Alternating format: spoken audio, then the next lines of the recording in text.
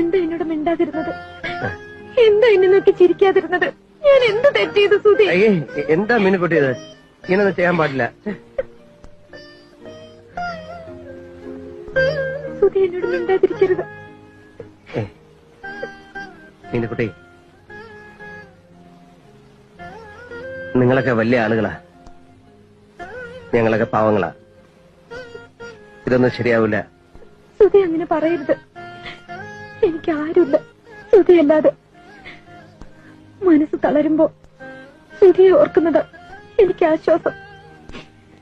സുധി എന്നോട് പിണങ്ങരുത്. എനിക്ക് സുധിയെ ഇഷ്ടം.